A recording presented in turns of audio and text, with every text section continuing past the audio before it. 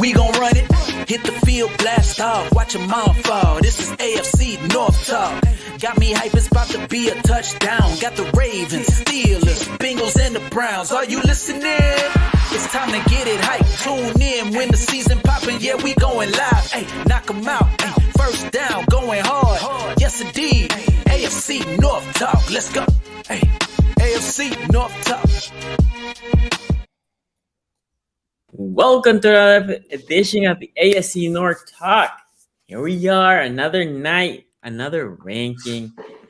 I don't know about y'all. I think this one might get a little bit spicier. Although, by the way, we read all the comments. I love the comments. Last week, Q and Tony's almost at his house. So I-4 in Florida, for those of y'all that live in Florida. Yeah. And when I visit Florida and I had to happen that I-4, I'm like, damn. Yeah, I-4 is no joke, man. It's no joke. I don't have to deal with I-4 anymore where I'm at, so I'm good. I'm out here in the boonies now, so I have to deal with that. I have to deal with that I-4. You don't deal with the I-4 no more? Nah, unless I have to go into somewhere in Orlando, I'm able to avoid it for the most part from all facets now. So, is there anything like I-4 in Atlanta, Q? Oh yeah. Oh yeah. The whole city. The whole city. The whole city. What do you mean? I personally have never been to Atlanta. It's on my bucket list to go visit Atlanta. So I wasn't sure. 85, 75. Yeah, Atlanta is the AFC North, man. The circle. Perimeter. Okay. We have a whole terminology for people who live in and out the perimeter. Like, that's how bad traffic is. And I know in Baltimore, 295, dude. 295, especially between Baltimore and DC. Once you get near Howard County, moving towards DC, that 295, no joke. And then obviously in Baltimore, traffic's not great, but it's not horrible unless it's rush hour. For me, the problem with I-4 when I've been to Orlando is just it didn't matter what time. It didn't matter what day of the week. It didn't matter what time of day. Northern Virginia is like that. It doesn't matter what time of day, what day of the week. It's always traffic, like heavy traffic. I'm like, damn it. Well, for Orlando, I'll say I-4 in the morning on commutes to work and when everyone's getting off, that's when it's crazy. Outside of that, there's windows where you can kind of find pockets here and there. But if you're going over by like Universal or any of the big stuff, is still kind of leaving at 2 and we not going back till 9.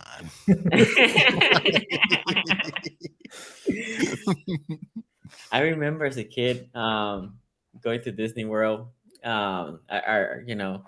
First of all, my dad found like houses like Airbnb before Airbnb, right? Houses that people rented. I have super sketchy stories about that, but for another day. But my mom will wake up early in the morning and she will make hot dogs and put in a little thermos, right?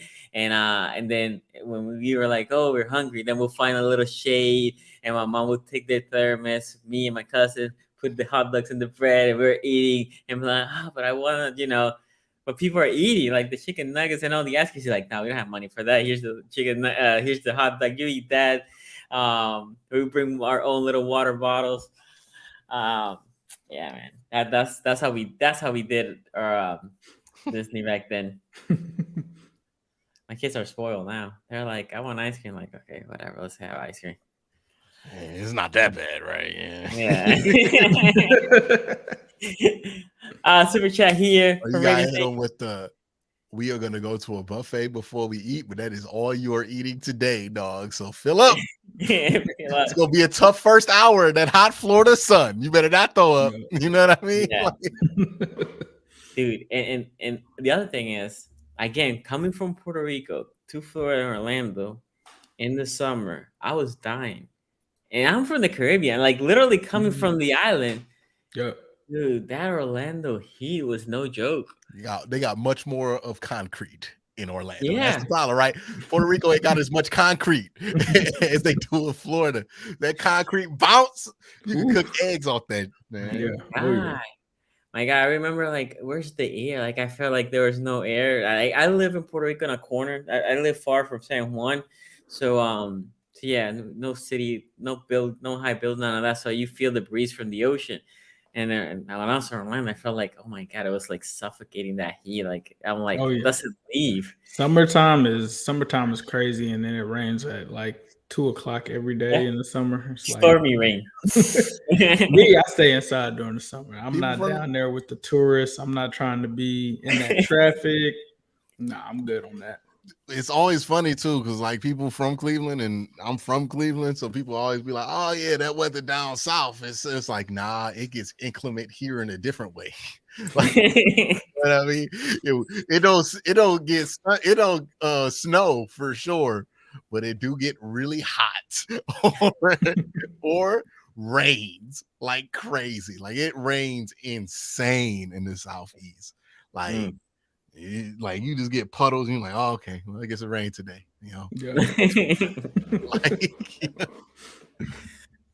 Yeah. Ravens Nation here, super chat. Shout out to you. Thank you for the donation. How about them Lakers, baby? Oh man, y'all just gotta rub it in. Ooh. Just gotta rub it in. Jokic, Jamal Murray, Jamal Murray just Michael Porter Jr. You know. My God. Orlando's own Aaron Gordon. Don't forget about Orlando's own Aaron Gordon. Right? Of course, he closed it out. Of course, he decided to show up to the last game. Yeah, it almost turned into a Grant Williams situation, but no, Aaron Gordon actually. Dude, are we about to have 2 sweeps for the finals, right? For the Easter finals, finals. I think Celtics. Let's not get ahead of ourselves. The Celtics looked really good the other night, so I really feel like they're going to come out competitive tonight. You know, they're going to. They got a lot of fight in them. You know. Oh, they'll be great till the fourth quarter. By the way, when we go get the Celtics, they slander that they deserve. Like, you know, I think they're getting it now. Oh yeah, hey, they almost blew that series to Miami last year. You know what I mean? Like, it did. They got up. All I'm saying is Jason Tatum is a low spade. He's not a superstar. Stop acting like it. You know what I mean? That's all it is. They're trying to make him a superstar, though. I'm seeing all these Jason Tatum commercials. Every time he a real star, he get his stuff clapped. Yeah. You know what I mean? Like, he feels went up against Steph last year. We had us talk about Andrew Wiggins shooting coach. Like, come on. Some people would say that Jason Tatum is the Lamar Jackson of the NBA. Some people would say that. I was gonna say to keep it in basketball. Jason Tatum never got eliminated by the NBA equivalent of Ryan Tannehill. Now, to keep it in basketball, I think Jason Tatum for me looks more and more like a young version of James Harden. That once the playoffs come, he becomes small. No, he played well in the Game 7. James Harden. That's true. That's actually he's like an upgraded version of James Harden, but not all the way upgraded, right? Yeah. Not version 2, like version 1.1 of Wake me up when James Harden plays well in an elimination game. I'll be asleep. Let me finish reading this. As a depressed Laker fan, nothing will make feel better than 1.5 hours of arguing with other AFC North fans to forget about it. All right, let's make sure that whenever we get tired of arguing with each other, we just go back to the Lakers. You know what I mean? Hey, it was a good year. It was a good year for the Lakers. You know, nobody expected y'all to get that far. Y'all got much further than everybody else. It's true. Don't know how much further that roster could go, but you know, it was a good year. They almost lost to Minnesota in the play-in game, right? It was close. But look at Miami. Miami lost to the Hawks. They lost to the Hawks. First game. And they almost lost to whoever the other team was. They won. The Bulls. Miami has lost 2 games in this playoffs. It was like 4 games in this playoffs. And how are the Hawks on them? Did the Pelicans make it? I'm just trying to. Didn't Zion refuse to play? Didn't Zion? He could have played. Went out there and did a dunk and then sat down. Zion. Yeah. Okay. Zion is like Ben Simmons if Ben Simmons wanted to play basketball less. You know what I mean? Ben Simmons. That's an enigma for me too. But the thing is, like Ben Simmons be out there now. He be trying to hoop. He just can't hoop no more. Yeah. Ben Simmons posting on Instagram would show up. We could drop 30 on any given night. It just is like, no, I'm good. No, I'm good.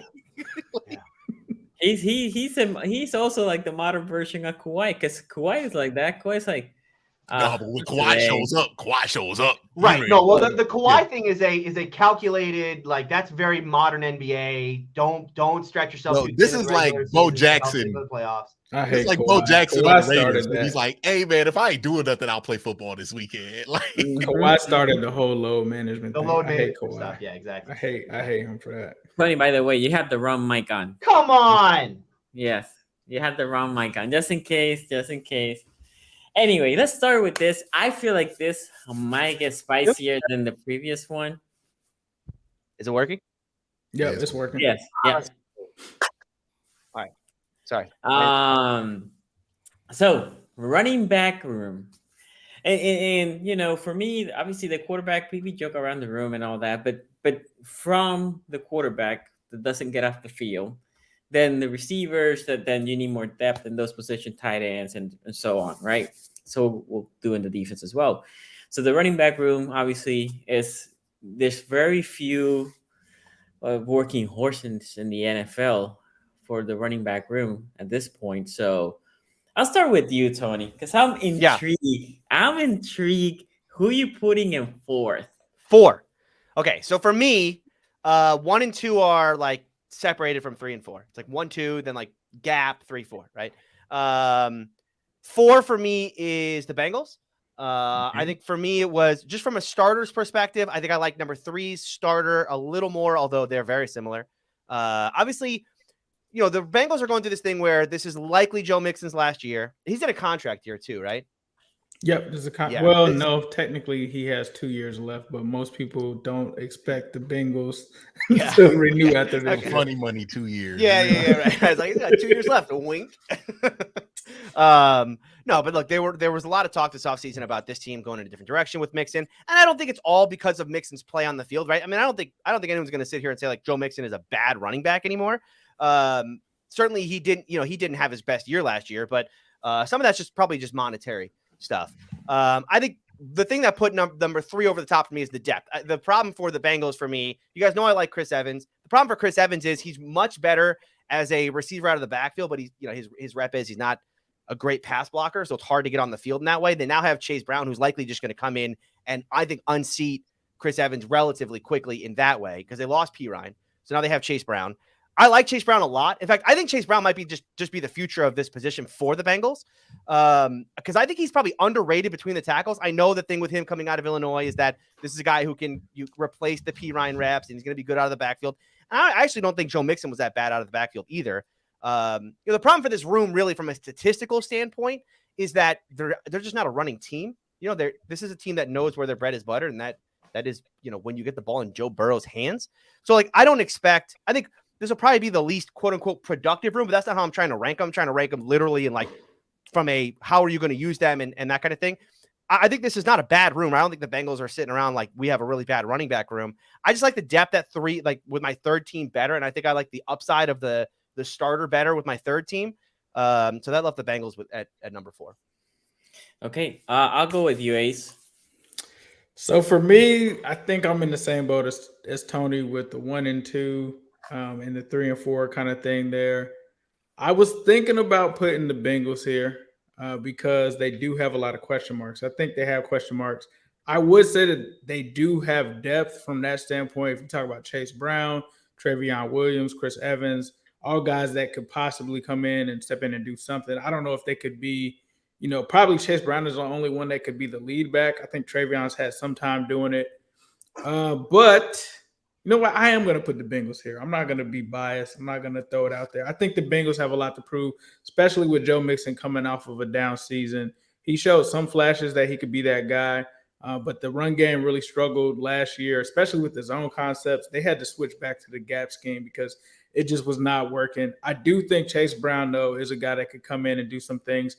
The funny thing that I heard, though, is I did hear that Chris Evans, at least at minicamp right now, is looking like a completely different person in a good way. So it's weird because the thing with Chris Evans is anytime he gets on the field, he scores a touchdown, but they just decide not to play him. Apparently, he messes up in practice and stuff like that, but apparently he is looking pretty good thus far. Chase Brown, from what I hear, is still kind of adjusting. Obviously, they're just in shorts and stuff like that, so it's not much for you to see, but I've been told he doesn't have as much wiggle as Chris Evans does. So I'm going to go with the Bengals here just because based off of last season and what they have to prove next year, especially Joe Mixon going into that, I think he can be better. I don't think they end the year as the fourth group, but I think going into this season, if I'm basing it off of last year, I'm doing a lot of projecting because Samaje Perine did walk out the door. You don't know exactly what Chase Brown is. You have a good idea that he might be solid, right? Yeah, but you just don't really know there. So I'm going to go with the Bengals at 4. Can I say one more thing about Chase Brown? Because he got a lot of run at Illinois. Yep. So I agree with Ace there, right? Well, I think the projection for him is, the Illinois is a Brett Bielema system. They are very much you knew how Illinois was going to want to move the football, and that was going to be through the running back, through the ground game, and then getting the ball to the receiver is very much a quick passing game. So I agree with Ace there. I don't think it's as much a projection. When we talk about rookies, we used to not include rookies in this at all. I think Chase Brown is for me, I think Chase Brown is going to be a solid starter, and I think he may end up being the starting running back for the Bengals.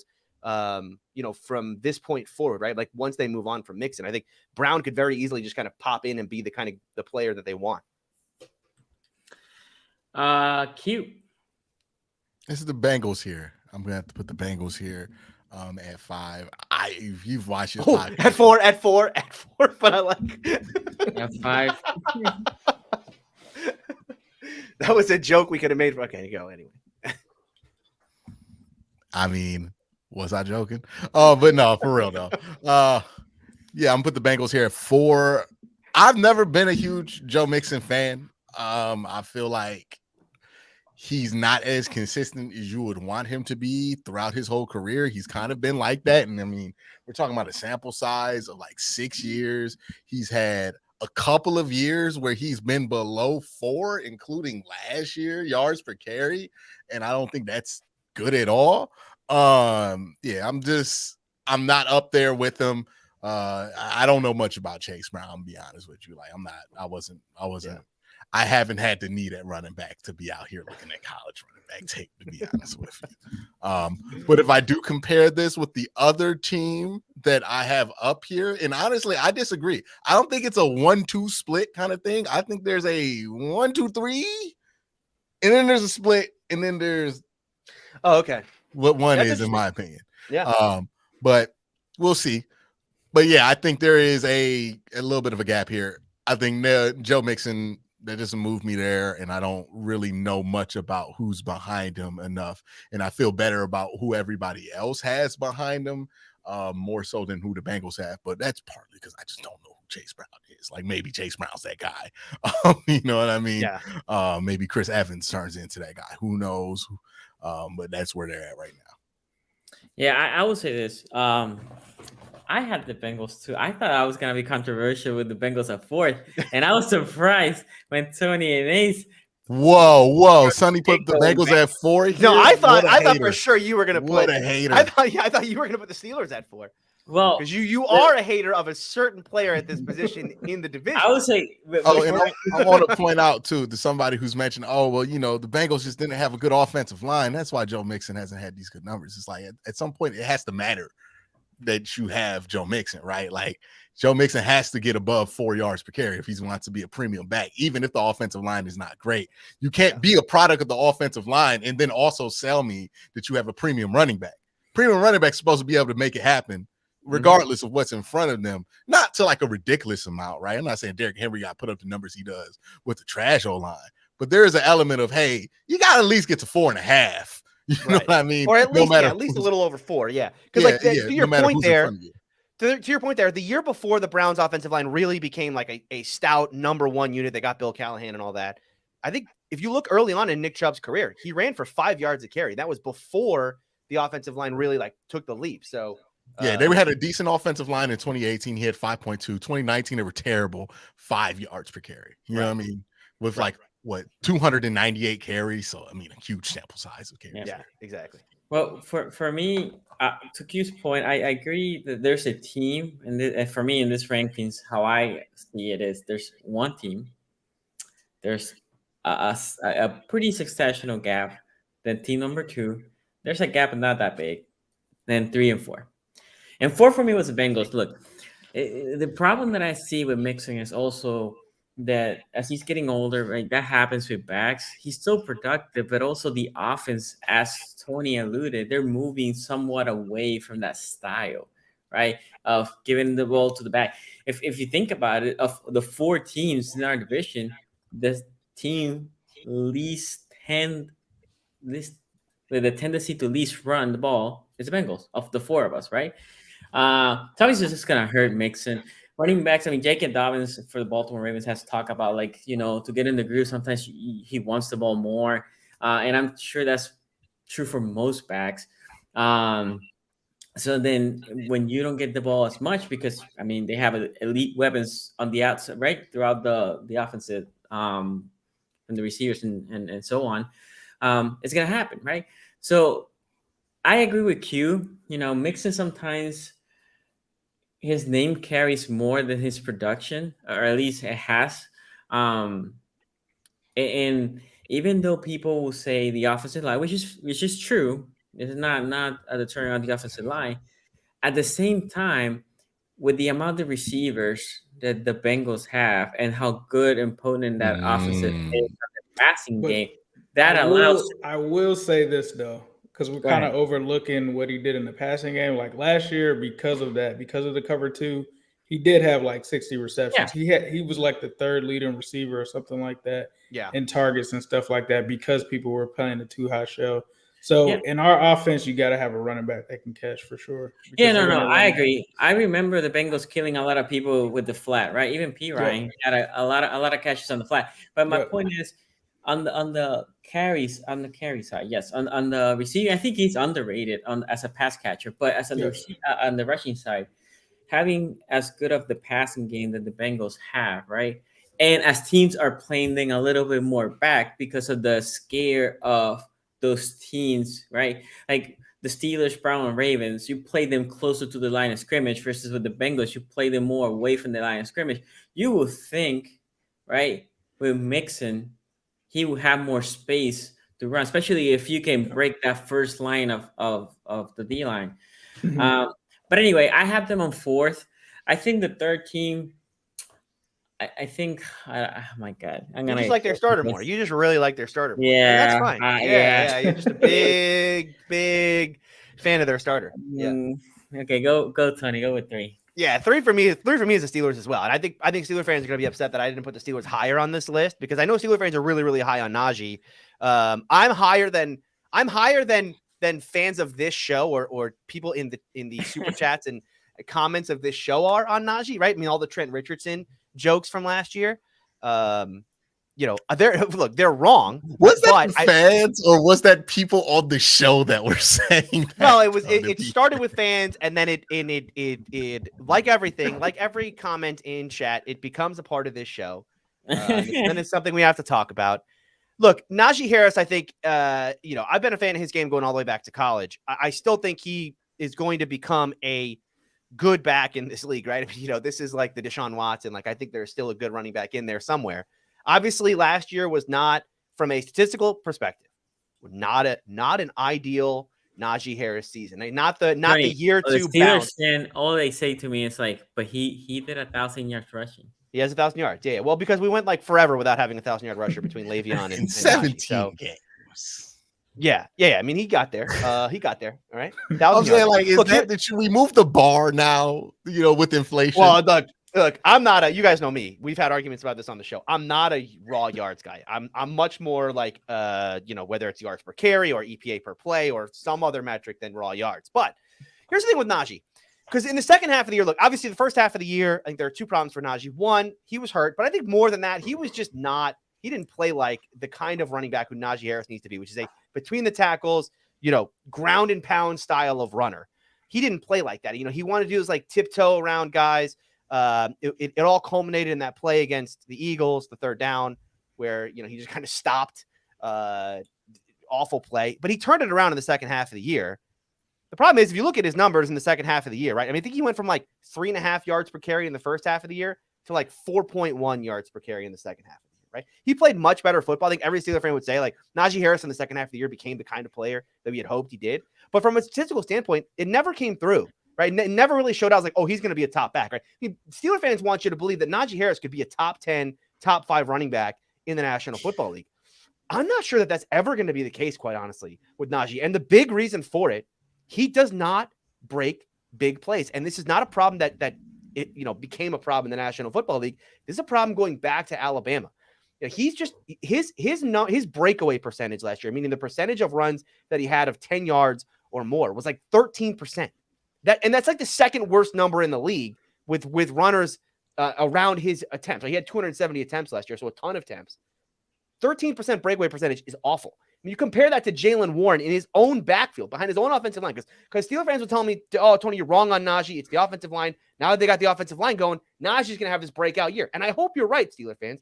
But the worry I have is that I look at this guy, Jaylen Warren, who I like a lot, who averaged 4.9 yards per carry behind Najee's 3.8, and he had a breakaway percentage of over 20% compared to Najee Harris's 13. So, that's the big worry for me. Najee Harris is never going to be a 5 yards per carry guy because he's never going to be a 10, 15, 20-yard guy. And so when you want to be a 5 yard per carry guy because you literally have to get 5 yards every single time you touch the football, it is an impossibility in the National Football League. That's my worry with Najee. If there's one position group with this team that I worry about that's going to hold this team back from being the kind of team I think they can be, it's the running back room. This is the room I'm most worried about in Pittsburgh because there is a downside of Najee Harris where he never gets to be that 5 yards per carry guy.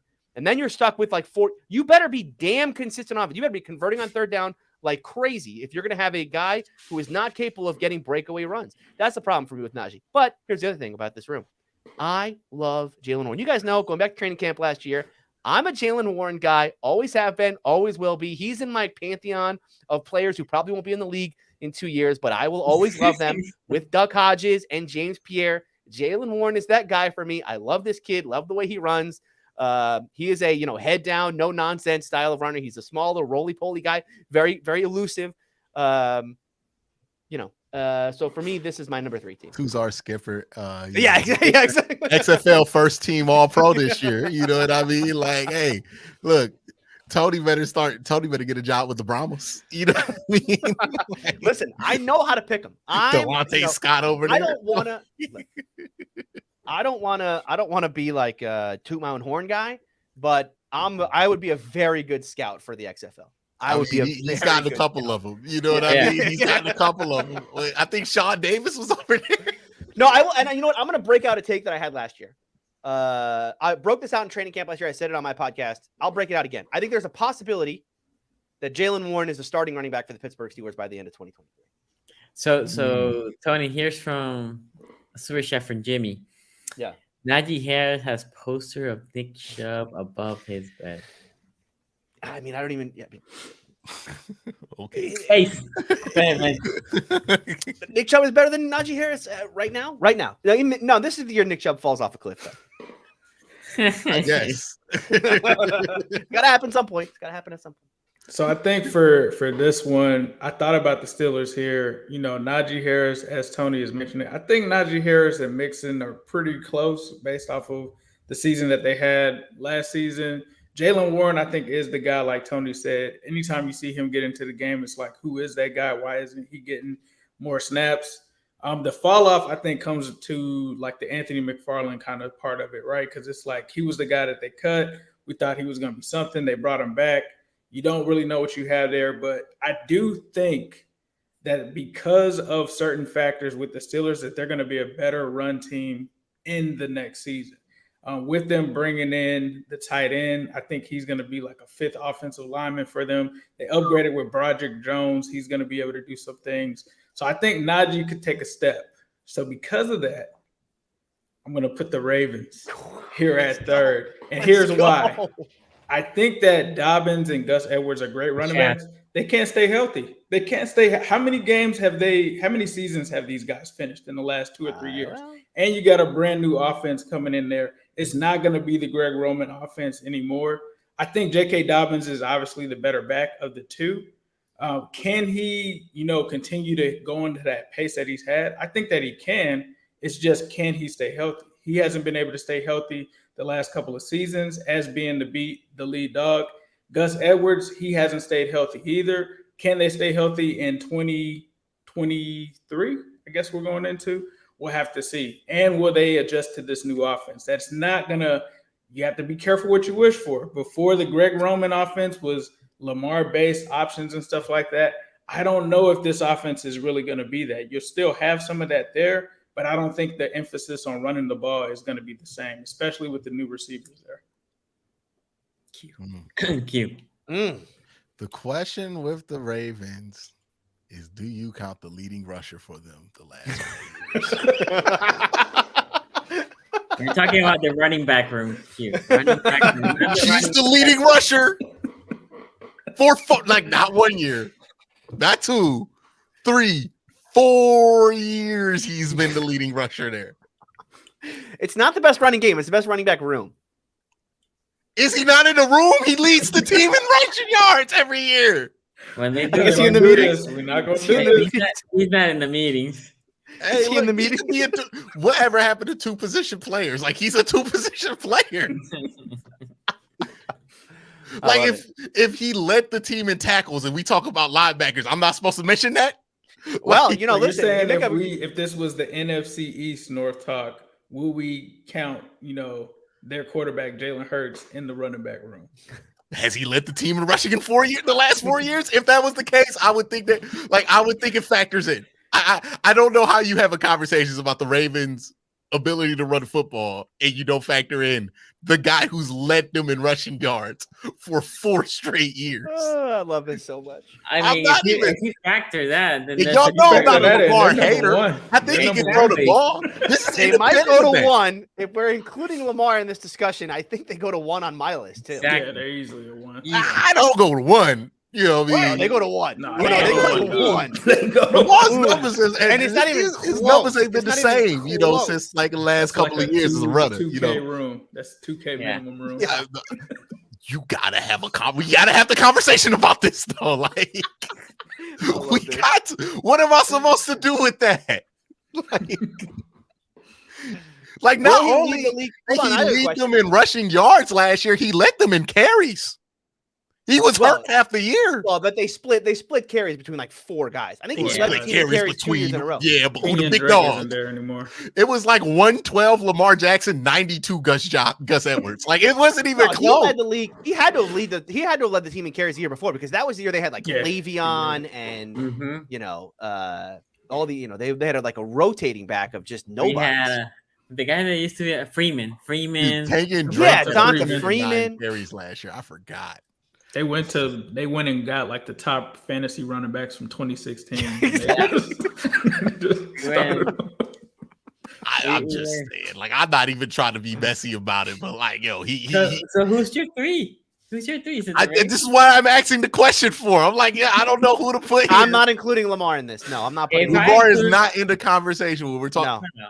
Do we talk? Hold on, wait, though. Here's the thing, though. If we're not going to put him in this conversation and factor him in, do we factor in rushing yards as heavily as we factor in every other stat for quarterback? Yeah, I included Lamar's running. Yeah. Obviously, you have to when you're doing the running back room. I include Lamar's running as a part of his quarterback play. QB. Yeah. And I still put Burrow way ahead of Lamar. Did you put Pickett over Deshaun Watson? You didn't factor in rush numbers for that. Yeah, I did. I included the You didn't factor in the rushing numbers. I included the 95 sacks. Selective. I included all those stupid rushing Yeah, numbers. now you know why I brought it in- up in to get it back 210. around to this point. Go ahead. Yeah, Go ahead. 60 chest, 60 chest. Guy runs a lot, and he took 95 sacks in the 5 games he played last year. Congratulations, Deshaun Watson. Hey, Anyway, you were saying? y'all carry numbers was good though. All right, but that's the thing that makes it difficult with Baltimore, because like if you look at J.K. Dobbins and you expect number 1 running back stuff, you're not getting that because he's not the number 1 focus of that running game. But I'm gonna put the Steelers here at 3. I think this is a very similar room to the Bengals, except for I like their backup running back, and I think their backup running back's better than their starter. So that's what puts it over to me. I like Jalen Warren. Hey, all that trash you talked about the XFL. Just for me and Tony to have the exact same take. That's crazy. Okay. But yeah, I think Najee is kind of similar to Joe Mixon, right? Like they kind of have the same kind of like, hey, they could be this. They're useful in the pass game sometimes, but they're never what you wanted them to be coming out of college, right? Joe Mixon was a big-time prospect coming out of Oklahoma. Same thing can be said for Najee Harris. But I just think the production's been inconsistent. The yard per carry numbers have been inconsistent. I don't know what Joe Mixon's explosive numbers are, or his big play numbers, but I would imagine that they're pretty similar to Najee, but we'll see. But yeah, that's the thing. I'm not a big fan of Najee. I agree with Tony. I think they would be in a much better situation if Jalen Warren were the starter. The thing is, though, is that Jalen Warren can be the backup and you can have Najee as a starter. If Najee's not starting for you, does he have real use as a backup? Huh? He gets in like a what would you say you do here situation. Yeah, I agree with that. Yeah, because he's not necessarily somebody who would be really effective as your backup. Like some running backs need a ton of carries to be productive. He's kind of in that category of like he needs to get in the rhythm to get going. Who was the big ass running back that the Giants had back in the day? Jacobs. Remember Jacobs? Yeah. What was his name? What was his first name? Brandon Jacobs. Yeah, you could imagine him in like a Brandon Jacobs, and they had a little running back too at the time. And they would get like Tiki Barber was with him, yeah. Yeah. So you could was it Tiki? No, it was someone else. It was like a Ahmad Bradshaw, I think. Yeah. You can imagine him in that situation where it's a split. It's not a starter backup. It's a split carry situation, right? So you have one guy in for short yardage or that kind of thing, and then another guy's coming in on passing downs. You kind of rotate possessions that way. Yeah. I just again, it's kind of like feels like a compromise whenever you're trying to work Najee in there. There's just nothing that feels like it fits there with him. But I do like Jalen Warren. I do like Najee enough to put them over the Bengals here at 3. Okay. Yeah. So I was gonna say that, right? I was gonna say Warren because Tony knows. Tony says always that I'm hating on Najee Harris. You are. I mean, you basically took everything I was gonna say because you essentially said, "Well, Najee's mid, and Warren's really better than Najee." But Sonny calls him Trent Richardson, and Tony calls him Trent Richardson with the jump shot. You know what I mean? I mean, I think. Well, the problem for me with Najee is that you can't win in this league if you can't be a big play guy. What good running back right now is incapable of Najee Harris right now? My point to Steelers fan last year when people point to me like, "Oh, but he's 100 yards in the game." Yeah, but he carried 25 times, 26 times, right? Like, yeah, he's getting to 100, but he has to carry so much more than other running backs to get to the same yardage, right?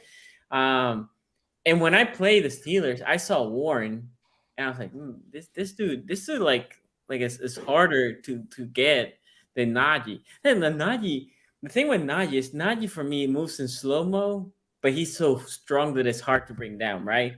But because he, in my opinion, moves in such a slow pace, well, then one person might not stop him, but then he's not quick enough to break that guy to get to the next guy, so that then another guy was just finish the job. Yeah. What's his name? Who? The dude he played at Pitt had cancer. Oh, James Conner. Yeah, they should have never got rid of James Conner. They've never recovered. No, I actually think Najee Harris is a better back. I would rather have Najee than James Conner, but the problem with this conversation is that Najee should be way better than James Conner, and there's a conversation to be had about who's better right now, Najee Harris or James Conner. Yeah, I agree. Yeah, the fact that that's a conversation is why I have the Steelers at 3. And I know I got a bunch of Steelers fans in chat right now telling me I'm a hater and all that. I knew this was going to happen today, but sorry. I mean, again, like you're living in a fantasy land. If you think Najee Harris is a top 5 type back just behind a bad offensive line, explain to me Jaylen Warren's numbers: 5 yards per carry and a 10% more breakaway percentage. Explain behind the same offensive line with 3 times less carries. Explain those numbers to me, please. I need to speak to the Chicago Bears management. Don't trade for Najee Harris this year. Stop it. That will give a first-round pick. They have a couple. Yeah, stop it. I know what you're thinking. No, stop. Put the phone down. Yeah. Don't do that. That didn't work last year. That did not work last year. Because we didn't tell them to not do it, right? We was just sitting here laughing at all the Chase Claypool jokes, irresponsible of who might have been listening. You know what I mean? But the Chicago Bears was listening. It was like, you know what? Tony's wrong. Nah. Listen to Tony. Don't do it. Okay. Look, side note: the Bears were so crazy that they had 2 second-round picks. The Ravens one and their own, right? And they instead of saying we're gonna give them the Ravens one, which obviously will be later because Bears they bet on themselves. They're for some reason there is a reason because the Packers were in the run. The Packers were the other team. So Colbert got him. He's like, look, if you don't give us your second round pick, we're trading. The Packers looked like they weren't going to make the playoffs at that time. So exactly. It felt like a better pick. That's nuts. They should have just said, you know what? We just don't want Chase Claypool that bad. There was a choice to be made. Exactly. It should be not that big of a deal. Don't worry. We're fine. Hold on. Someone in chat just said Najee Harris is a complete back who's a good pass protector. Wrong. Go watch the tape. Najee Harris is not a good pass protector. That's another thing about his thing that I didn't even talk about. I'm going to go full Najee hate today. I forgot to even mention this. Najee Harris is not a good pass protector. It is just not true to say he's a good pass protector. Go back and watch the tape. He misses assignments far, far, far. In fact, I think you can go back to the Eagles game again. And again, people are going to bring up the injury and injuries why he wasn't a good pass protector. No, he's a bad pass protector. Jaylen Warren is way better. Jaylen Warren is a way better pass protector than Najee Harris right now. Let's go full definitive in saying that. Now. Let's go full sports talk. Should the Steelers bring in Zeke? By the way, are the Browns really bringing in Zeke? Is that rumor true? No, dude. Why would they bring in Zeke? I don't know. There was all these rumors about it. Yeah, okay. I would have put them down to 2. The Browns are trying to trade for DeAndre Hopkins. This is a bunch of junk out here in this time of the year. I think the big thing is, for me, the only reason the Steelers are just above the Bengals is because of the backup. Right? Even if you think Najee's better, right? The backup of the Steelers is better than the backup of the Bengals. Jaylen Warren talk. Let's go. Well, mostly, yeah. I mean, it's mostly because Chase Brown's a rookie, right? I mean, it could be fair. right. Let's be fair to the Bengals. Yeah, Jaylen Warren lit up. Chase Brown is 2 preseason games away from me being like, no, he's here, dog. Let's go. It's not like I'm that deep in with Jaylen Warren. My mind can be changed with 2 games. Yeah, no, I agree. The thing for rookies, even though we take in consideration nowadays, at least here, for me, still it's hard to project the rookie. Even a first round pick, it's just hard to project the rookie. We have a super chat here for AI Stream. Can we please get another Sim and Q video? I am not arguing for free. Let's do another Twitter space. That was a good Twitter space. That was fun. Okay, so number 2, Tony, you mentioned there was a gap between 3 and then 2, right? And there's probably a gap between 1 and 2, but not as big as the gap between 2 and 3. Interesting. I would have said it the other. I would have said it the other way around. But okay. Between 2 and 3. Well, I mean 3 and 4, in my opinion. There's no gap between 3 and 4 to me. I mean, I could have, I could have interchanged. But you think between 2? Well, if you factor in somebody, there is a significant gap. Well, if you factor in injuries, right? I mean, again, I know that there's going to be the hey, can these guys stay healthy thing? But if you look at what J.K. Dobbins, there was a question mark last year that I had coming off, which is J.K. Dobbins. He was so explosive in that year when he was healthy. Is he going to be able to go back to being that guy? Because if he is that, he was this kid's going to be real good, especially in a Greg Roman offense. Now, to Ace's point from earlier, because he had the Ravens 3. It's a good point to mention. By the way, this is not going to be Greg Roman's offense anymore. It's going to be Todd Monken. I don't know if they're going to change running styles as much, but I would imagine. You got to though, right? Because Todd Monken's not going to run a lot of pistol sets. He's not going to run a lot of heavy personnel. Yeah, I guess so. So you have to run lighter. Yeah. You're going to be running more like the Bengals run. So he mentioned, by the way, Todd Monken did mention that he wanted to keep a lot of the running play style callish that the Ravens ran last year. That's for context. That's not compatible though with what they're running. Like, it's, I mean, I'm assuming. I think that feels like lip service, because it's like what you're running is directly against what they did last year in the run game. You can't just manufacture it and just be like, oh, we're just going to throw these packages out there. Like, from a standpoint of like how you run your offense, it's going to be completely obvious if you're like, all right, now we're going to go to pistol. Like, when you have no real like packages out there otherwise. Like, it's just, it doesn't make sense for what he said to be true from a football standpoint. And if you look at the history of Todd Monken, that's not how it's going to go down. Like, he had Nick Chubb in 2019. Like, you know what I mean? Like, and he still kind of pared it down and ran him a lot out the gun. That's just going to be what it's going to be. So number 2 for me is the Ravens. I think J.K. Dobbins is a real good running back. And he is as explosive as they come. 5.7 yards per carry last year. And he did that because he basically is a big play machine at the running back position.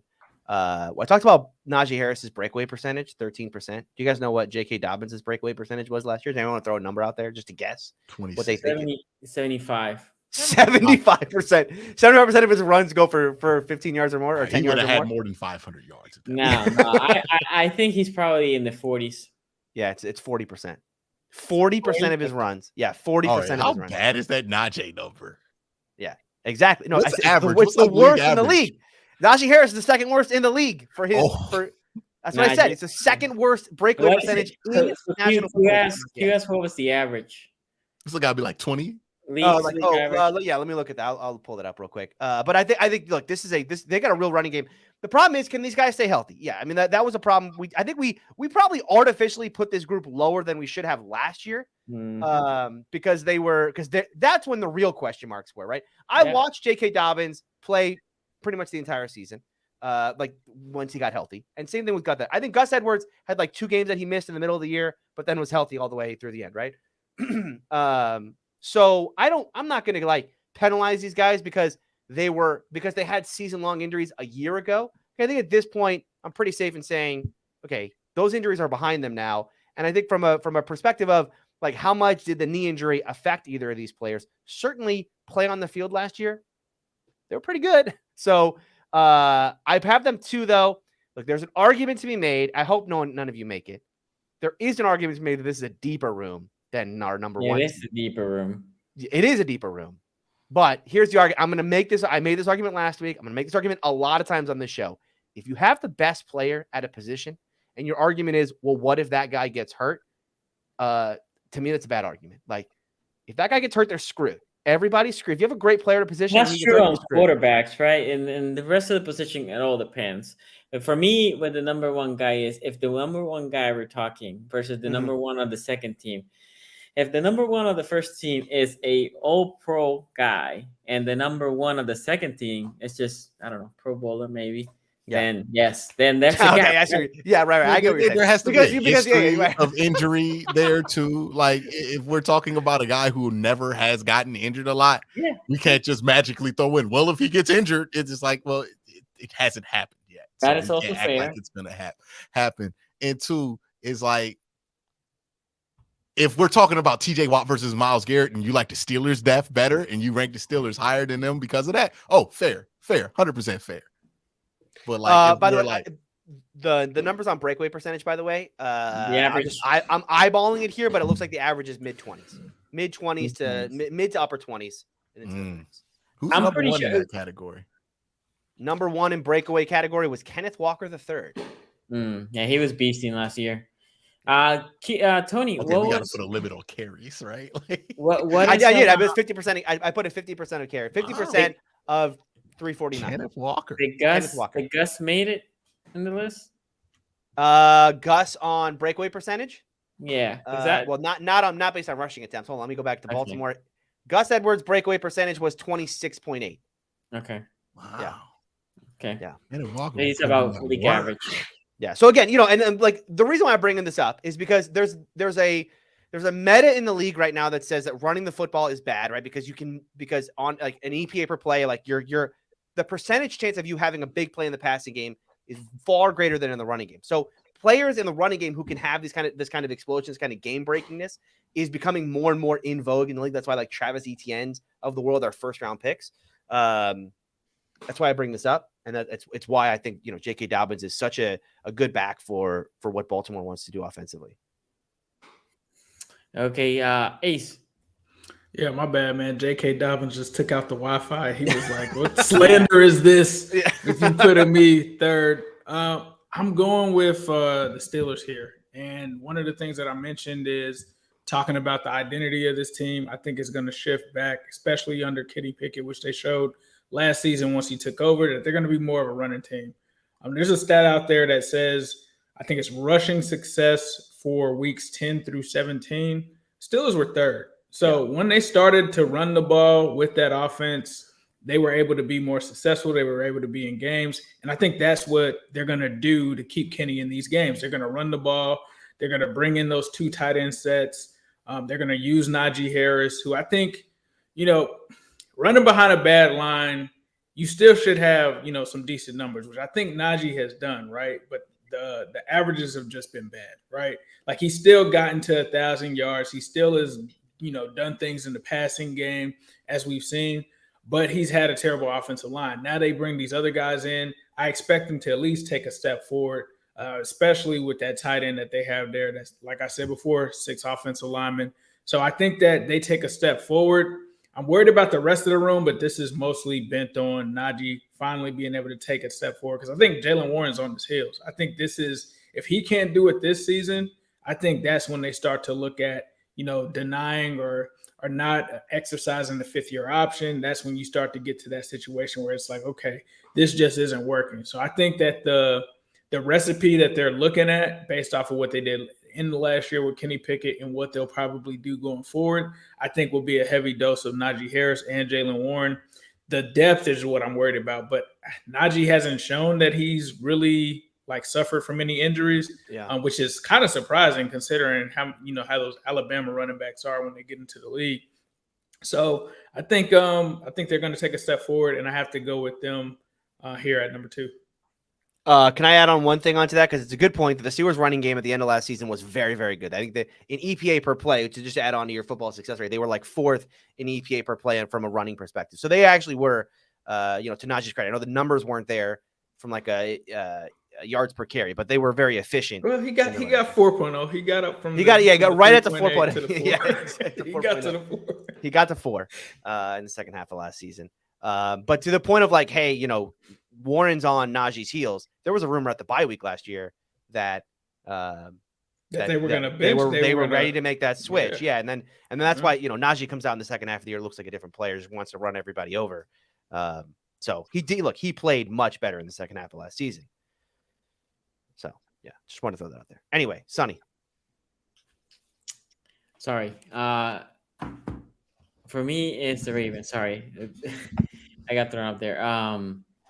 The Ravens are deep. Now, in the case of JK not only plays good, he has the breakability. Last year, he talked about how and you saw it. I think I Steeler a couple of times. He broke the line right scrimmage. He just went, but he didn't have that second gear to get off, right? And he said that's what I'm missing from my previous injury. I think he worked all off season. The other thing with both JK and Gus, which this will be a conversation for next year, they're both gonna be free. They're both gonna be free, so they're working for the next contract. So that's obviously an extra incentive for them. I think they're gonna be great. I think they have been great. And then the Ravens. I mean, I'm not the biggest Justice Hill fan, but they had Justice Hill there. That he's serviceable. And Keaton Mitchell. Do you think Keaton Mitchell makes it? He might. A 4th will make it. Because Hill is also where Hill exceeds is in special teams, right? So you can always say, well, Hill can play special teams and Mitchell plays special teams. He's fine. But the two-headed monster, right? Like Gus Edwards rarely loses yards, like rarely. He always falls forward. J.K. Dobbins, sometimes you're like, where was the hole there that he just find it and went, right? So yeah, I had the Ravens number 2 here. And I think the Ravens, I see the concern. Look, I'm concerned also with the changes of offense. I know everybody in Baltimore is rosy, like, oh my God, this new offense is gonna be great. It might. I would have liked our running offense to be layered with a better passing offense, right? Or more creative passing offense. So we'll see what the Monken system looks in Baltimore. But as of right now, I think the Ravens are the second best team in this room. Hugh, who's your number 2? I'll be right back, guys. Yep. See, look, this could have been an interesting conversation if y'all allowed me to include the leading rusher. You know what I mean? Like, I don't even think it is an interesting discussion. Why is it interesting if you include Lamar? Isn't Lamar just puts it over the top to their number 1 now? They have 3. Well, runners. I mean, Deshaun's a factor as a runner too. Like, he's probably going to be 3rd in the team in carries. And then you have Nick Chubb there, and I think the power of Nick Chubb, and then whatever you else throw at it, I think that would be more, Zeke. Yeah, sure, Zeke. Whatever you want to say. Whatever you want to say. I'll give you your cookie. All right. So, but it would be a more interesting conversation, because also you can have the conversation like, is Lamar still the same type of runner that he was in the previous couple of years? Because those numbers have not been the same since 2021. So that would be an interesting conversation. But since that's not the world we live in, and we're not including Lamar Jackson into this conversation, then we have to put the Ravens here too. Now, J.K. Dobbins' numbers look really good. You have to look.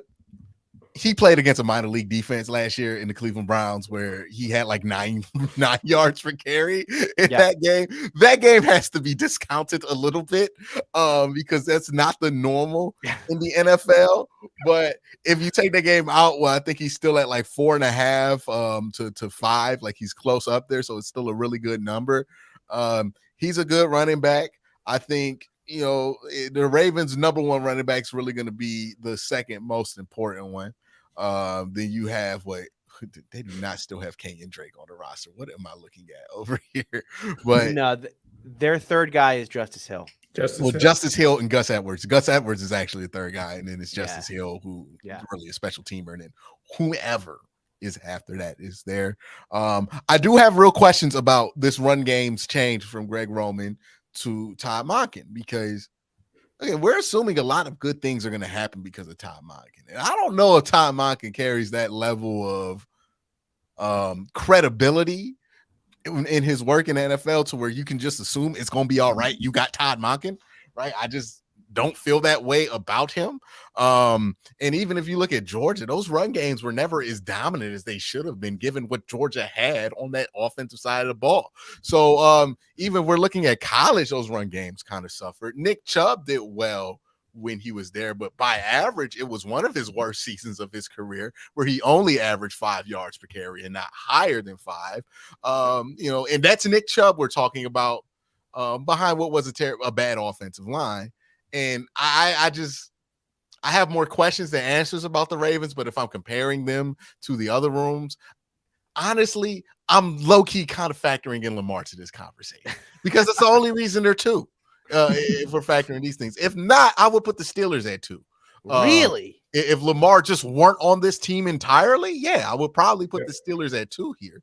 But since Lamar's there, and I can't ignore that factor in the effect that he's going to have on making any running back that stands next to him better, because you still have to worry about Lamar pulling and running at a higher level than you have to with any other quarterback in this division, especially in the NFL, basically.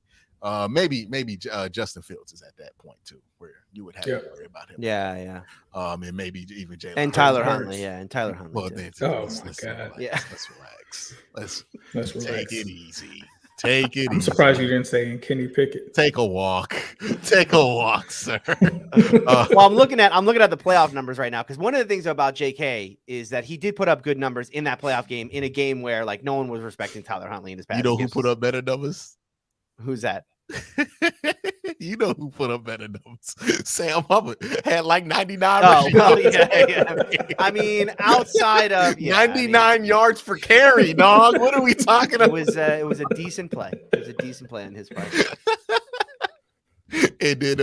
Mark Andrews 0 tackles. Damn. So when Sonny gets back, we'll just tell him that you put Steelers 2, Ravens 3. Yeah, if we put Lamar hypothetically, in, but they signed Lamar Jackson, so now it's Ravens 2. But I'm not allowed to factor him in fully. You know what I mean? Into the room. So, not at all. No, you're not allowed to factor him into the room at all. It's a running back room. I'm going to factor in his effect running on back the room. By the way, Sonny, while you were gone, I don't know if you can hear me. Sonny, welcome back. Sorry. As well. While you were gone, hey, hold on, wait. I want to ask Sonny a question. Yeah. Who do you think, statistically speaking, was the best rusher in the Ravens-Bengals playoff game? In that particular game, think on this. Give it a no, second. no, don't give him no hints. No. I was gonna say it might have been Huntley because Huntley had a couple of runs. From a total yards or a yard? Wait. The defense doesn't count. The defense doesn't count. 99 yards per carry sounds really good. Yeah, well, that's 99. So. His breakaway, by the way, Sam Howard's breakaway percentage is 100%. Oh, yeah. Broke all the way. And by that measure, Mark Andrews' missed tackle percentage is insane. You know what I mean? Sorry, Sonny. You missed a lot while you were gone. Yeah, it sounds like it. Yeah. It sounds like it. But since Lamar is there, like he's going to have a presence on the run game. And I'm not talking about him as a runner. I'm just saying the effect that he's going to have on defenses is going to make this room's ability to succeed a little bit higher. So that's why I put him at 2. If they didn't re-sign Lamar, boy, we'd be dancing on them. We'd be on that crazy. So yeah, write that down, Sonny. What Q said while you were gone is that the Steelers are actually number 2. He refuses to not take Lamar into account here. Yeah, but if you read between the lines, he's been the leading rusher for 4 years, dog. He's gonna take someone into account. Okay, hold on. I got a question for. Do you think that Lamar Jackson is the leading rusher in Todd Monken's offense? He shouldn't be. He really shouldn't be. He shouldn't be. But he will. You think, yeah. Lamar's going to Lamar, no matter what. No. Here's what's going to happen. This offense might not work. There's a chance it doesn't. Here's how it happens. Okay, I'm not saying it's gonna. This probably has a 30% chance of happening. So don't act like I'm saying it's likely, chat. But let's say this offense struggles early on. And the past game's not looking like what it's going to look like. Mm-hmm. Either Lamar Jackson just starts running because he has to, or they just start going to the run because that's going to be the quick fix, right? That's the thing. That's why Lamar Jackson leads the team in rushing yards, is because whenever there's an issue with the offense, the quick fix is give Lamar the ball, right? Yeah. And that's always going to be the answer as long as he's Lamar Jackson. I mean, he does a good job of not taking a bunch of hits. I'm not using this as a durability argument against him, but, you know, that's the thing. Whenever there's an issue with the Ravens offense, what's the quick fix? What are you saying, Sonny? Hey, man, we just got to get Lamar the ball and let him make plays. Yeah. You know what I mean? It's the quick fix, right? So that's why he's going to probably be the leader if this offense doesn't click out the gate. And I think there's questions on if that offense is going to click. Think about this, Q. Also, Lamar's the ultimate equalizer if you think about it. Because if for some reason, let's say the passing game starts cooking early, right? Let's say they change and the passing game is and they start pushing the defense a little bit back. But all you have to do is Lamar breaks a couple of runs because the defense is so relaxed to make the defense now to collapse a little bit to check on Lamar. And if that is the Disney scenario for the Ravens fans, right? That the passing game gets to a point that now the defense has to respect that passing lane and has to push back. And then we counter that with a good, efficient running game and then keep flip-flopping, right? We haven't had that, right? Basically, the team said, "No, I'm going to dare you to pass all the time." especially in the deeper side. And by the way, Can I'm sorry, you- Bengal fans, that I did not include Sam Hubbard into the running back conversation. Yeah, that's true. He just didn't meet the threshold of number of carries for the season. Yeah, he did it in the postseason. This Yeah, is it's all postseason. That's what's a regular Well, season. we do award. postseason rankings. Yeah. Sonny, can you put the poll in chat? Do you think Lamar Jackson leads the Ravens in rushing? Yes or no? I'm interested to see what people think. You say you did that like you looked at us like it hasn't been the case. Like what would be the odds on Lamar Jackson? Right, that's what I'm just rusher thinking. I think in it's like Vegas? 50-50 in my mind. And I think I would probably lean no, so it's probably like 51-49, but This is the first year he's not going to lead them in It's rushing. probably minus 100 Lamar. yeah. Well, his rookie year, Or maybe he it's didn't lead minus in rushing 100 because he played JK. I would take Lamar, bro. I would take You Lamar. think so? I'm interested to Yeah. see what people think in chat too, because Because close. even if they pass more, there's going to be opportunities where he's looking and maybe he could have passed, but he's Passes just can going to turn take into off running. runs for one player on that team. You know what I mean? Like the only dude who could drop back to the only dude on a pass play that can get rushing yards is Lamar Jackson. Lamar Jackson. I don't think. I think JK. I think I'm thinking JK is his last year of the contract. This is the last year? JK, yeah. What? So he's Time looking to flies, get bro. That's crazy. Yeah, he's in his 4th year. Remember, he 'Cause, had like- 1 year he didn't play. yeah. So- If Wait, Jay, he's a second round pick? yeah, Mhm. second round pick. Damn. Because assuming JK takes the bulk of the carries, and I imagine he would, given his age Yeah. and given where Gus Edwards is right now, I would imagine he takes the bulk of the carries when it comes to the running game. So let's give J.K. Dobbins like 1,000 yards, just based on the fact that he's probably going to average somewhere around 5 yards per carry. He's got big plays in him. Do we think Lamar, if he plays if he's healthy? I'm saying both players are healthy, no injuries. Lamar probably goes for what, like 800, 850? No, he probably should be like this. Should be the year he has like 400 rushing yards. I think around 5. That's what I'm going. Well, he had He should- 6 last year, and he was hurt. Yeah, Yeah. that's the thing that's crazy, right? Like that's like It's 7. I don't know what his 700 big last play year. percentage numbers are, but like they have to be insane. Oh, they're insane. They're insane. yeah. But I mean, it's again, it's not designed runs. He missed 6 games and led them in rushing. Like that's one of like people think I'm trying to make an insult on the Ravens by saying that. Well, but all the Missed running backs 6 games. miss. Huh? Yeah, J.K. Dobbins also missed about 6 games. Dog. This is what I'm saying. He plays quarterback. And I he got you. missed 6 games. He's And poor he results. still led him in rushing. That's insane. I don't care what happened in the running back room. Like that's insane. Somebody should have had more than 700 rushing yards, but that's insane.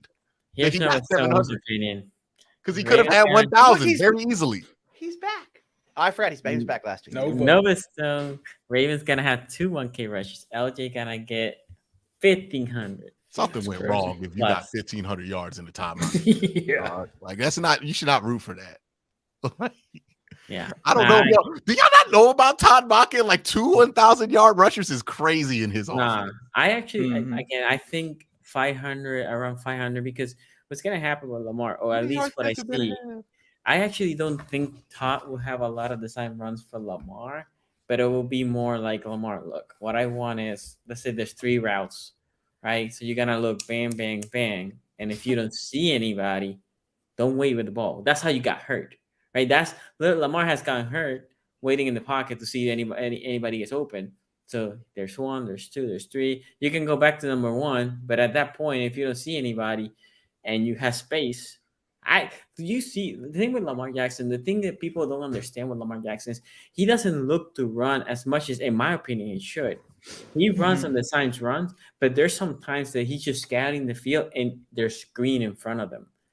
And I'm like, dude, can you just take off? Because there's so much green. But he is looking to pass, right? And I'm hoping instead of the sign runs, they have more of the concept like, look, you got to look at your routes development, right? 1, 2, and 3. And then go maybe once more to 1. And if nothing is there, don't keep holding it.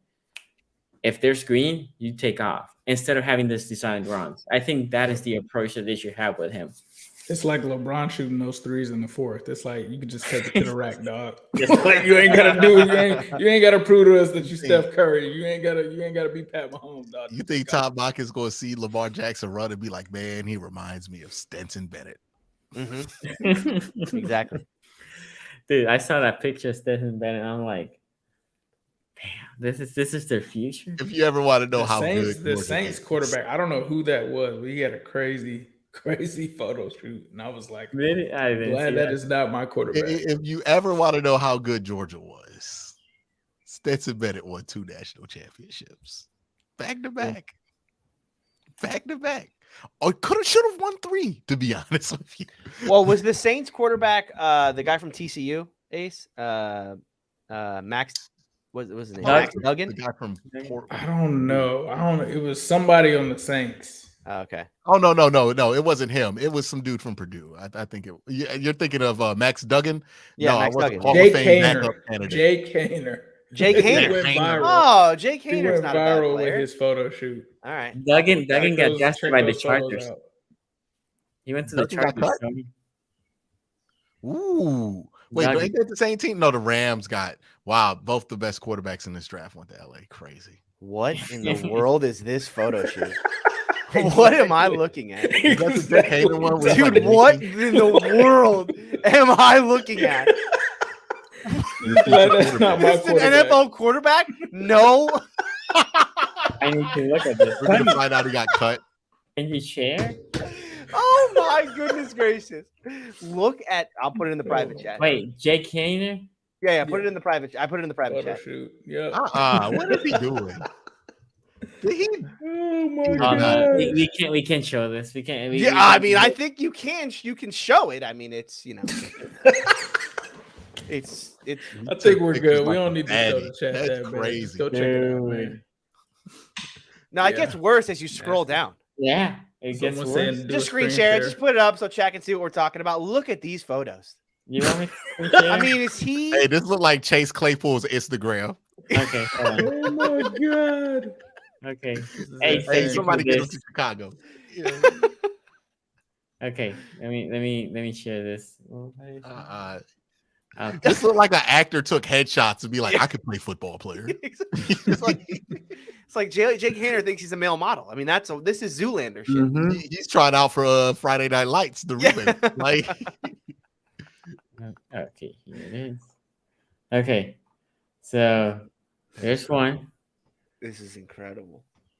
There's the other one. that was crazy. This is the. The very serious. Oh yeah, thinking man's quarterback right there. Why do I hear Marvin's Room right now? Yeah. I don't know if there's any more. No, there's any more. But That's I it? mean, Yeah, that's- you scrolled too far down. There's more at the top too. There's like 1 million on here. Jake Yeah, Haener there's be more. on his tablet with his, That on one at his the stomach. top. That one right there. I mean, what? If That's you what it put, I looks put a like. link in there too, Sonny. It's got all of them.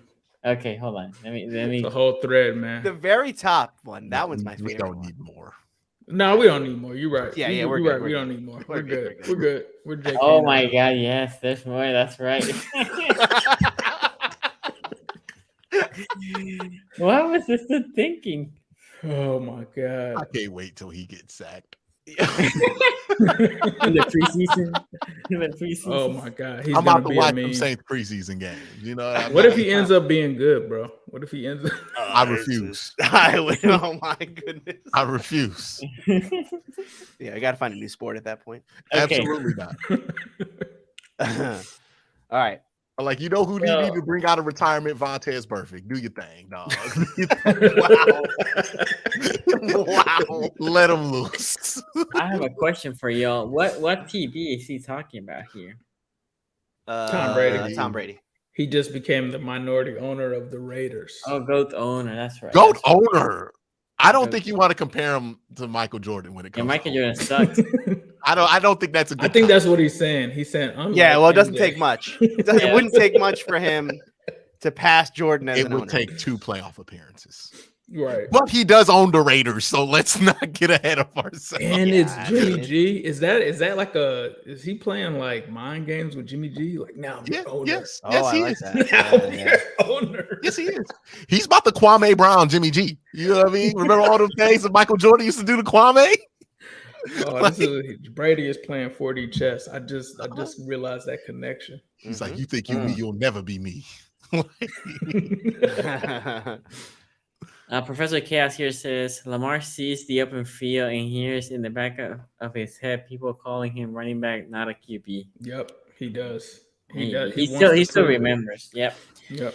Okay, so we all had the Browns at number 1.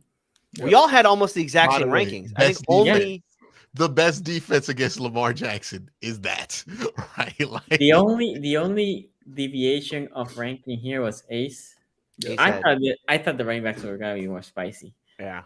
And Next week, spice it wide up. receiver, Tried to spice it up. wide receiver gets spicy next week. there's not the number 4 is not the same number 4 yeah, as we the know we were previous putting the years. Bengals at 4, but like who are we putting at 2? Yeah, that's what I'm saying. Yeah, Bengals are 4 easily, and then who's 1, 2, and 3? Like, are we sure T. Higgins is even going to show up to training camp without a contract? Doesn't matter. You know what I mean? It's a factor. Like it's year 3. Are we Right. really still believing in this Yeah, whole Jamar true. Chase thing? True. Jamar fell off last year. He didn't even have 1,000 yards last year. He They really should fell have off. never drafted T. Higgins or Jamar Chase because they had Tyler Boyd. I'm You know? gonna pull up a Tony. Oh, actually, I Jamar just- did have 1,000 yards last year. Damn. I just gonna Yeah, pull but him like up. because he gets so many targets, Tony. You know, it's a True. vibe. The It's target, an Allen the target Robinson yard. style 1,000 yards. You know, Hey, what I mean? Allen Robinson is in our division now. He is. He's on the number 1 You gotta team. watch out because now A-Rob here. Y'all know I'm the biggest A-Rob fan in the world. So see Sonny next week. Don't worry. You want some spiciness? You will get spiciness. In these I games. won't be I'm fourth. definitely not gonna put somebody. Yes, forward you just will. to kill him Yes. again. Spoilers. Yes, you will. The 4th will change. My prediction is that Allen Robinson will be a Raven by the end of the year. The Steelers were traded for us. Wow. No, the Steelers will cut him and you will Just pick cut him up out, right? and start him like you did all your wide receivers last year. Wow, you think Calvin Austin's gonna be that good, huh? All right. I mean, I'm with you on that. Who? We'll talk about him next week. Calvin Austin. Hey, Before we go, big shout out to our Patreon supporter, the top tier. Adam Holland, Dunga Zulu, Luis Cousins, Leo Sell, Ray Rack, Wesley Worrell, and Christian Rob. Thank you for your support. Thank you for all you do and supporting us. Next year, apparently it's gonna be spicier than this week. Oh wait, we're not ending the show, right? Because we literally haven't talked about Nick Chubb at all. I mean, we at least have to. I thought you guys talk about it when I was. Oh no. We actually have to go around and do our like Nick Chubb. We love Nick yes, Chubb, I need everybody in order of Tony. Tony first to tell me how great Nick Chubb is. I should protest because they cut their best running back this year, or they didn't re-sign him. Well, I need to watch Kareem Hunt last year. There's a reason he ain't signed nowhere. Kareem Hunt may have. They could still get Kareem Hunt. Yeah, true. He may have fallen off. Oh, could you imagine if the Steelers signed Kareem Hunt? That would be so good. Tony, that was your What are you take. gonna do? Start over Najee? Yeah, look, Kareem Hunt's my kind of player because Kareem Hunt, when he runs the ball, he looks like he wants to run through you. You could start Jalen Warren if you signed Kareem Hunt and just got rid of Najee Harris. No, we're not getting rid of I don't Najee think the Bears are going to do it again. There's a good running back in there somewhere.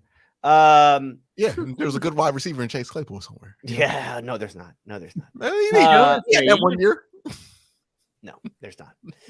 Yeah, obviously the Browns are number 1. Nick Chubb is a absolute monster. He's the best running back in the league. I mean, I think the debate about is it him or is it Henry or whatnot. Is there even a debate? Like he's the number 1. He's the number 1 running back in the league, right? I think so, but Sonny, everybody else goes with the Henry. It's debatable. It's for me. You still think it is? Okay. Between Henry and Chubb, the thing is, both of them. I mean, if Henry is literally the Titans, right? Yeah. I don't know his numbers last year, but they didn't have AJ Brown anymore, right? So that offense was even more anemic. They had for a while Malik Willis doing nothing, and they were still competitive in the games. I don't know, they weren't winning, but it wasn't like the Browns won a bunch of games in comparison to them either, right? Not a big deal. I'm just saying teams who are basically Derrick Henry ain't been the same since he walked into that playoff game looking chubby. All right, you know what I mean? He ain't been the same. I mean, Derrick Henry technically had more yards than Nick Chubb did last year. Yeah, he did. He was 1538 to 1525, but exactly. He had 50 more carries. So, it's like it's 2 games more, essentially 2 games more of carries than to get 13 more yards. Yeah, I mean, the yards per carry for Nick Chubb is 5.1 compared to Derrick Henry's 4.4. You can say he tapered off pretty in the late part. No, I mean, I would make the argument that Derrick Henry is on the downside for sure, I don't look. Nick Chubb had this is the worst year of Nick Chubb's career since 2019. and he had 5.1 yards per carry, right? I mean, like, you could make an argument. They're like, oh, is he going? He went from 5.5 to 5.1. Is this the downswing of Nick Chubb? Nah, Nick Chubb is the best running back in the National Football League. The thing with him, I've said this before about him, is that, when I talk about Kareem Hunt, right, I love the way he runs because he just wants to run through you. He runs over people, right? He's such a monster in that way.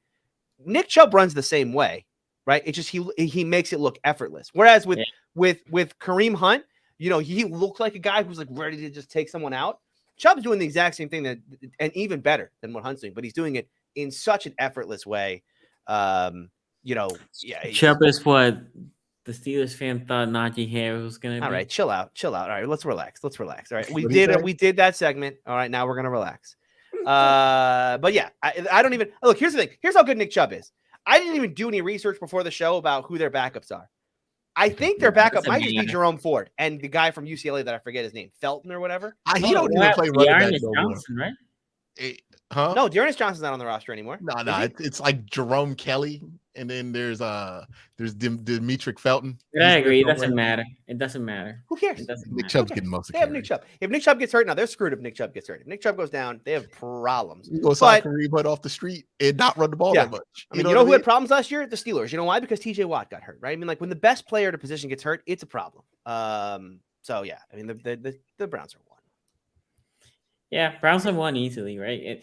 And this is what I was saying earlier, Tony. When you said that the gap weren't that big, I was saying when you have the number one, the top player in that position, being so much better than number one of the next team, there's a significant gap. Yeah. We talk about Nick Chubb as being an all-pro. We talk about J.K. Dobbins, which was most of us number 2 team, as being potentially a Pro Bowler. They're not even in the same discussion, right? Yeah. Well, I got breaking news. What happened? Deshaun Watson just changed his helmet type from a Revo Speed to a Speed Flex. Okay. And got to tell you, wasn't high on him before that, but now that he has the new helmet, I'm thinking sold. 45 times. Oh, guess who did the exact same thing today? Kenny Pickett. Uh-oh. We gotta re-rank him. We gotta re-rank him. All the quarterbacks are now on the same footing because they're wearing the same helmet. The same helmet. You know what I mean? That's right. Yep. But so going back to, Shep is a special player. It is, right?